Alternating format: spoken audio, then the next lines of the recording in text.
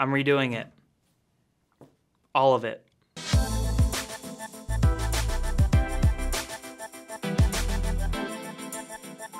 You heard that right. I'm redoing my entire Blackmagic Atem Mini Extreme rack case. In this video, I'll share with you why I decided to do it, some lessons I learned along the way, and hopefully you'll gain some new information on building your very own travel setup for the Atem Mini Extreme.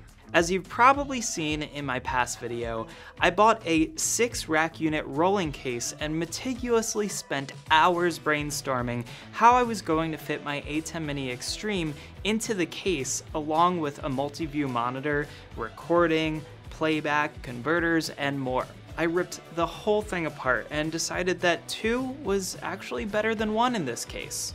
Presenting the new and improved setup that I'll be using on my live streams moving forward. Ultimately, it came down to the weight and bulk, but also the necessity to customize and run cables and converters for every situation. Everyone asked about the weight when the first video came out, and I think I was in denial at first. It simply wasn't a one-size-fits-all model like I thought that it would be. The first thing I learned was no matter how many times you diagram out the rack build to make sure everything fits and goes into a great spot, you'll still get it wrong on the first try. You see, the sliding shelf that I installed on the second to bottom rack shelf of the case was still too far off the tabletop to comfortably rest my hands on the Atem keypad. Even if I moved the power unit up and had the sliding shelf on the bottom, it was still elevated just enough that anything more than a 60 to 90 minute event would leave me cramping at the angle that my hands were at. The second lesson I learned was that you need to keep in mind how the rack-mounted items on the front of the case impact the rack-mounted items on the back of the case.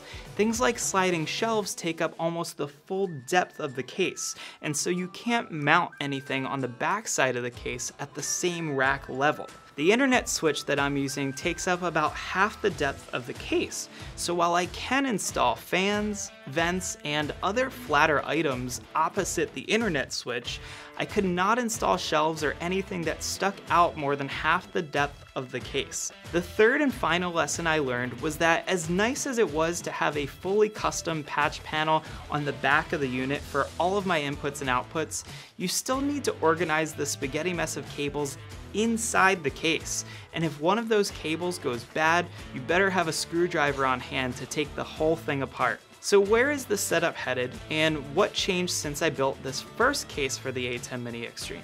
For one, I bought 2 of Canon's new PTZ cameras with a joystick controller so I can add remote pan tilt zoom cameras to my production workflow.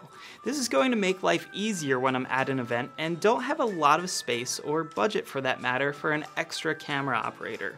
The cameras I'm using are the Canon CRN 300 models, and they have both HDMI and SDI outputs along with power over Ethernet. This means I'll be able to power them from the switch, and I'll be able to control them from a couple hundred feet away. Bonus points being Canon, so they match the colors and look of my existing cameras. The second change was that I decided it was time to dismantle my custom zoom unit, which you've also seen in the past videos. While it was nice to be able to take that on the road with me, I found that 99% of my live streams that needed the zoom unit were in the studio, so I felt it was best to leave the Mac Mini in the studio for streaming use.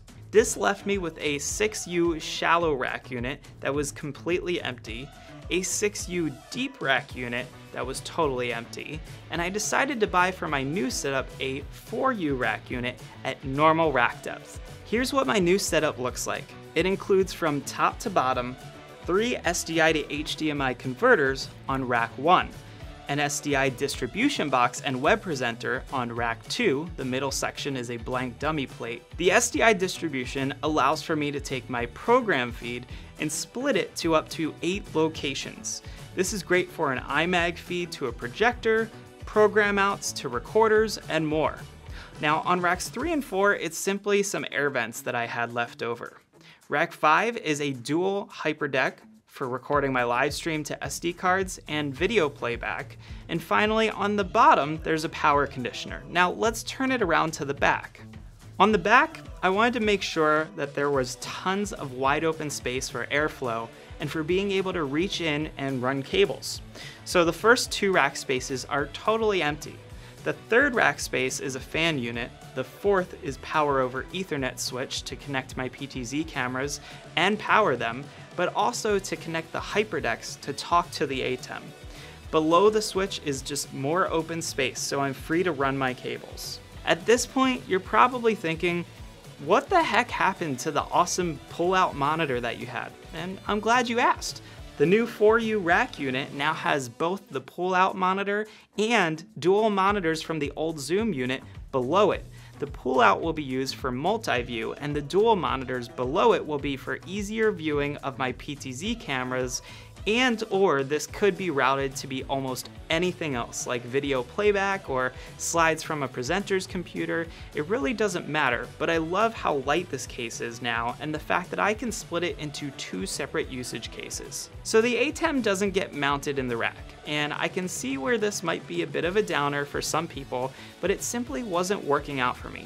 And to this I say, rack mounts are really fun and can be super effective. They can save you time on your setup, save you space, and a mess of cables, but they can also make your workflow ineffective if you don't figure out what works for you. So what do you think of the new setup? What questions do you have about the build? Leave a comment below, and I'll see you next time.